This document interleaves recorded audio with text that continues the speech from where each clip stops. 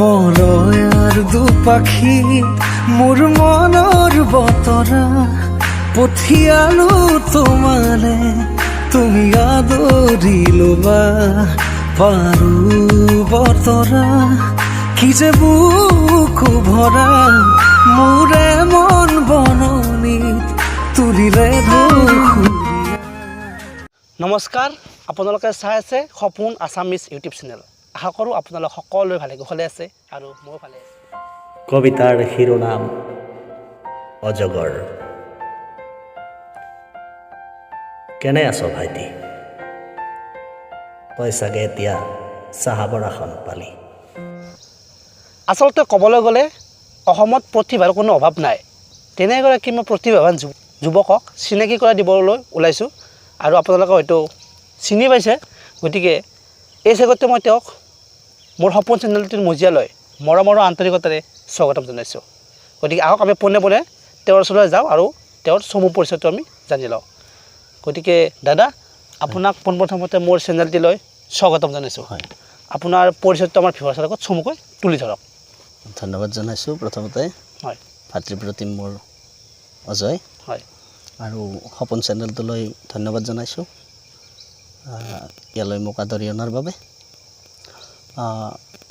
মই নলবাৰী জিলাৰ বৰকুৰিহা গাঁৱৰ বাসিন্দা। মোৰ দেউতাৰ নাম স্বৰ্গীয় জিতেন্দ্ৰ নাথ শৰ্মা, মাতৃ শ্ৰীমতী ঊষা দেৱী। গতিকে এয়াই চমু পৰিচয়। হয় হয়, এইখিনিয়ে আৰু। তো কিশোৰ দা, গতিকে আপুনি এই কবিতা লিখাৰ মানে আপোনাৰ যিটো আপোনাৰ পৰিকল্পনা সেইটো আপুনি কেনেকৈ আহিল আপোনাৰ মনত? কবিতা মানে আচলতে কবিতা ভাল পাওঁ সৰুৰ পৰাই। মই ক্লাছ 9 মানত পঢ়ি থকাৰ পৰাই লিখাটো আৰম্ভ কৰিছিলোঁ। এনেকৈ দুই এটা ভুলে ভ্ৰান্তিয়ে তেতিয়াৰ পৰা লিখি আছোঁ এতিয়ালৈ। আৰু কবিতাটো মানে ইয়াৰ কোনো আচলতে কাৰণ নাথাকে কবিতা লিখাৰ। এটা কবিতাটো হৈছে মনৰ এটি ধাৰণা আৰু কবিতাটো মনৰ এটি ধাৰণা, যিহেতু যেতিয়া তেতিয়া উদ্ভৱ হয়। সেইটো অনুসৰণ কৰোঁ মই বিশিষ্ট কবি প্ৰণৱ কুমাৰ বৰ্মন, হয়, আৰু যাৰ কবিতাবোৰত তপন দাস ডাঙৰীয়াই কণ্ঠদান কৰি কবিতাটো জীপাল কৰি তোলে। নমস্কাৰ কৰোঁ তপন দাস ডাঙৰীয়াক। গতিকে এনেকুৱা বিভিন্ন শিল্পী বা বিভিন্ন কবি আছে আমাৰ অসমত। আৰু আমাৰ এই অসমখনতো প্ৰতিভা সন্ধানী ঠাই আচলতে অসমখন।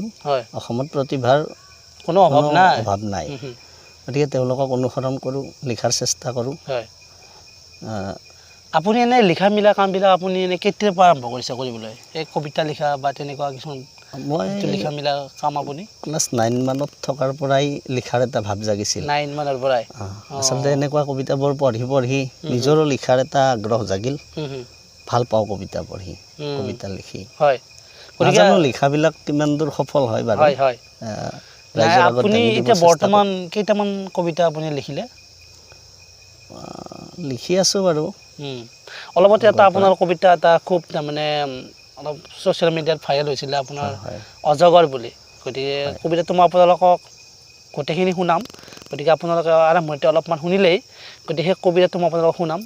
কমেণ্ট কৰি জনাব কেনে হৈছে। গতিকে কবিতাৰ প্ৰতি খুব হেঁপাহ, খুব ইণ্টাৰেষ্ট। গতিকে আপোনাৰ এই কবিতাৰ প্ৰতি যিটো আপোনাৰ নিচা, যিটো আপোনাৰ ইণ্টাৰেষ্ট, তাৰমানে সেইটো আপোনাৰ সফল হ'ম বুলি আপুনি ভাবিছেনে এই জগতখনত আপুনি আগবাঢ়ি কিনে? আচ্ছা, এই ক্ষেত্ৰত মই কওঁ সকলোতো দেৱতাৰ ইচ্ছা। দেৱতাৰ ইচ্ছা। সফল হওঁ বুলিও কোনেও হ'ব নোৱাৰে। কেৱল চেষ্টা কৰি আছোঁ, প্ৰয়াস কৰি আছোঁ। চেষ্টা ৰাখাত বেয়া একো নাই, কিন্তু এদিন সফল হ'বই। কিবা এটা মেছেজ কবিতাৰ যোগেদি সমাজখনক দিওঁ বুলি এটি ভাৱ হয় মনত আচলতে।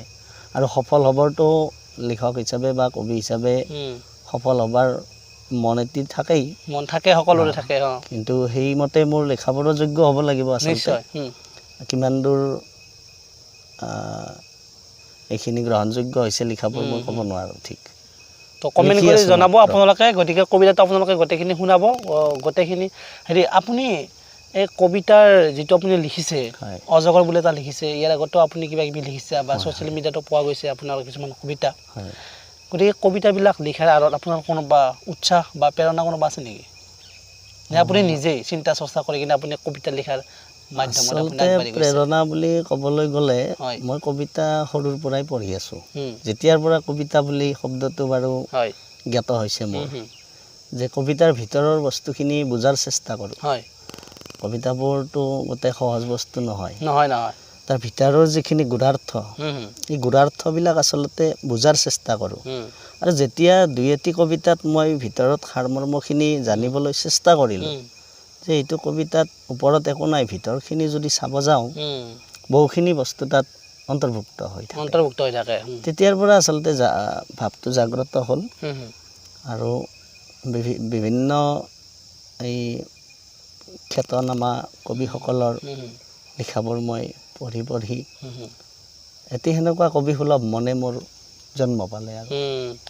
আপুনি এটা অজগৰ বুলি এটা কবিতা এটা আপোনাৰ অলপতে প্ৰকাশ পাইছে হয় গতিকে সেই কবিতাটো আপুনি নিজে কণ্ঠ কৰিছে নিজে আপুনি ৰচনা কৰিছে হয়, নিজে আপুনি তাৰমানে আপোনাৰ নিজৰ হাতৰ পৰশত আপোনাৰ হাতৰ কলমত প্ৰাণ পাই উঠিছে হয় আপুনি ৰেকৰ্ডিং কৰিছে অডিঅ' ভাৰ্চনটো আপোনাৰ হয় হয় ছ'চিয়েল মিডিয়াত ভাইৰেলো হৈছে আপোনাৰ কবিতাটো হয় গতিকে সেইটো আপোনাৰ লিখাৰ মনত আপোনাৰ কেনেকৈ ভাৱ আহিল আৰু আপুনি এটা তাৰমানে ভাতৃত্ববোধৰ এটা যিটো আপোনাৰ সম্পৰ্কৰ ওপৰত আপুনি এটা কবিতা ৰচনা কৰিছে হয় সেইটো ভাৱটো আপোনাৰ কেনেকুৱা আহিল আচলতে মই এনেকৈ সমাজত ঘূৰি ফুৰোঁতে হয় মোৰতো ভাতৃ বুলিবলৈ গোটেই সমাজখনৰে ভাতৃবিলাক মোৰ ভাতৃ আৰু হয় হয় মোৰ স্বগৰ্ভী ভাতৃ নাই যদি ন হুম হুম সকলোৰে ভিতৰত কেতিয়াবা সমাজখনত দেখি হুম হুম ঘূৰি থাকোঁতে দেখিবলৈ পাওঁ আৰু হুম হুম কিছুমানৰ ভাতৃৰ মাজত এনেকুৱা কিছুমান ঘটনা সংঘটিত হয় আচলতে হয় হয় তাৰ ওপৰত ভিত্তি কৰি কিনে আপুনি অজগৰ যিটো দেখিবলৈ পোৱা যায় হুম তো কবিতাটো হৈছে এটি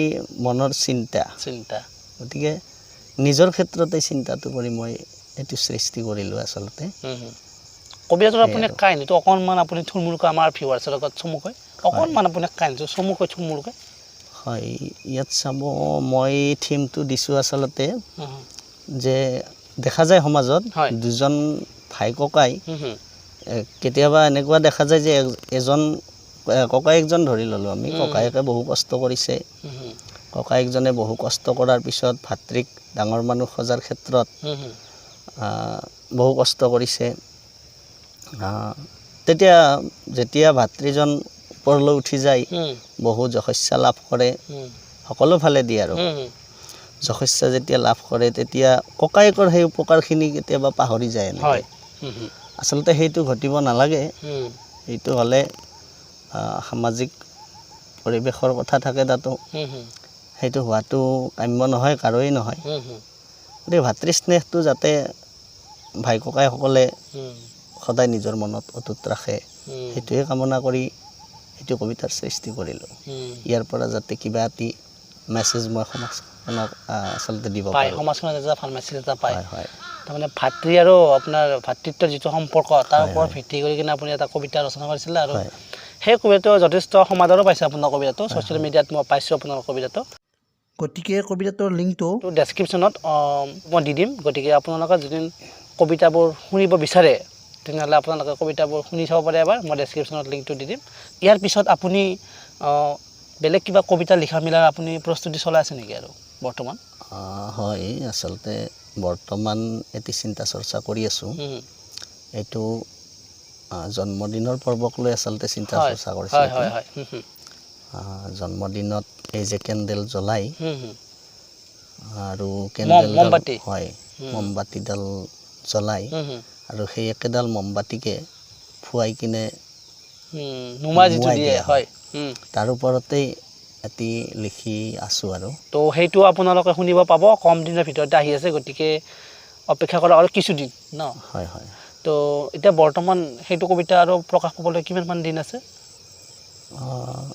2 দিনতে পাব আৰু এদিন হয়তো এইটো সপ্তাহৰ ভিতৰত হ'ব লাগে এইটো দাদা আপুনি উঠি অহা যিটো যুৱ প্ৰজন্ম আছে তেওঁলোকৰ কাৰণে আপুনি কবিতাৰ ক্ষেত্ৰত আপুনি কিবা তেওঁলোকক দিহা পৰামৰ্শ দিব নেকি কেনেকৈ লিখিব লাগে বা কেনেকৈ কবিতা এটা লিখাৰ আগত কেনেকৈ আপোনাৰ অৰিহণা থাকে কবিতাটোৰ মাধ্যমেদি সেইটো আপুনি কিবা এটা ক'ব নেকি তেনেকৈ হয় আচলতে কবিতা মই ভাবোঁ যুৱ প্ৰজন্মৰ যিখিনি চিন্তা চৰ্চা কবিতা লিখাৰ যেতিয়া চিন্তা এটা মনত সোমাব তেতিয়া অট'মেটিকলি ল'ৰাজন বা ছোৱালীজনী বেলেগ ভাৱধাৰাৰ বেলেগ ভাৱধাৰাৰে কথা হৈ উঠিব আৰু লিখিব লাগে লিখাৰ প্ৰয়াস কৰিব লাগে সফলতা বিফলতা এইবোৰ চব দেৱতাৰ হাতত সমাজখনৰ হাতত আৰু লিখাবোৰ সৃষ্টিবোৰ সুন্দৰ হ'লেতো আঁকোৱালি ল'বই সমাজখনে সেইটো লিখক শব্দ জ্ঞানখিনি জানি লওক শব্দ শিকিব লগা কবিতাৰ ক্ষেত্ৰত বহুখিনিয়ে থাকে